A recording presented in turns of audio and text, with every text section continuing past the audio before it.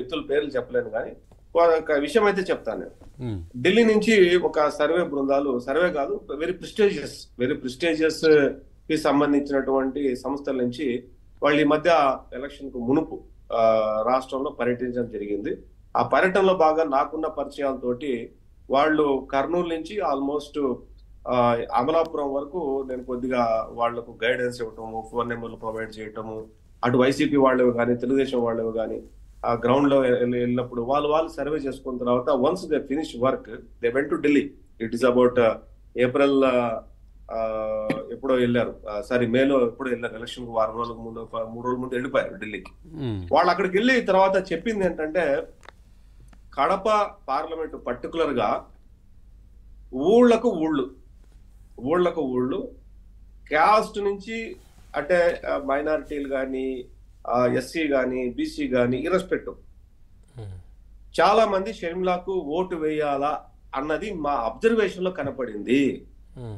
అవినాష్ రెడ్డి మే defeat మీరు మరి not TDP నుంచి ఓడిపోకపో ఏదండి టీడీపీ ఫైట్ ఏదండి కడప విషయంలో మీరు అన్నారు కదా షర్మిలా గారికి ఓటు వేయాలా అన్న ఆలోచన చేశారు అక్కడ ప్రజలని.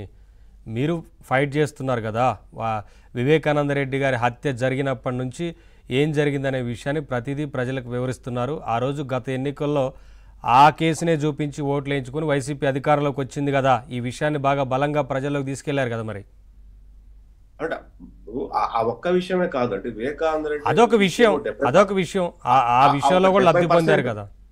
70% ఆ విషయము షర్మిల చేసే ప్రచారానికి ఉపయోగపడితే తర్వాత వైసీపీ మూకలు చేసినటువంటి అల్లరుంది చూసారా, ఆవిడ క్యారెక్టర్ మీద, చీర మీద, జాకెట్ మీద, సునీత క్యారెక్టర్ మీద, మరి వాళ్ళ హస్బెండ్ మీద, తర్వాత ఆస్తి మీద, వీటన్నిటి మీద కూడా ఎప్పుడైతే ప్రొవోక్ చేశారో, అంటే ఎప్పుడైతే వాళ్ళ ఫ్యామిలీని ట్రోల్ చేశారో అప్పుడు నా ప్రశ్న ఒకటి సార్, ఇప్పుడు అదొక 30% ఈయన అడిషన్ అయింది దాన్ని. సరే ఒక ప్రశ్న, నా ప్రశ్న ఏంటంటే ఇప్పుడు ఇలా ఎందుకు జరగకూడదు అనేది. ఇప్పుడు ఓటు బ్యాంకు కాస్త షర్మిలా గారి వైపు టర్న్ అయి ఉంటే, మీరు అన్నట్లుగా క్రిస్టియన్ ఓటు బ్యాంక్ గనక ఎక్కువగా టర్న్ అయి ఉండుంటే షర్మిలాకు, ఆ తర్వాత ఆటోమేటిక్గా టీడీపీకి కొంత లాభం చేకూరే అవకాశం ఉంటుందేమో ఓటు చీలిపోతే.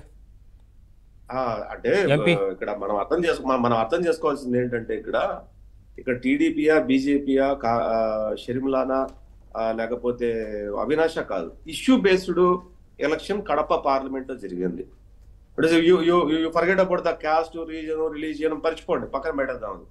ఇష్యూ బేస్డ్ ఏంటంటే ఒక కుటుంబంలో రేపిన చిచ్చు ఏదైతే ఉందో ఆ చిచ్చు ఒక మర్డర్ తో స్టార్ట్ అయితే చివరకు చీరలు, లంగాలు, పవడాల గురించి మాట్లాడే దౌర్భాగ్య స్థితికి వైసీపీ వాళ్ళు ఏ రోజైతే వచ్చేసారో, ఇర్రెస్పెక్టివ్ క్యాస్ట్ అంటే చదువుకోనోళ్ళు రాజశేఖర రెడ్డి పూర్తిగా ఆమె చేసుకుంటే క్లెయిమ్ ఏదైతే ఉందో దాన్ని అన్ని వర్గాల ప్రజలు ఇక్కడ అంగీకరించారంటున్నా. మీరు అర్థం చేసుకోండి, ఎందుకంటే నేను డీప్ గా చెప్పలేను, ఎందుకంటే డీప్ గా చెప్పడం కుదరదు కూడా, దయచేసి అర్థం చేసుకోండి.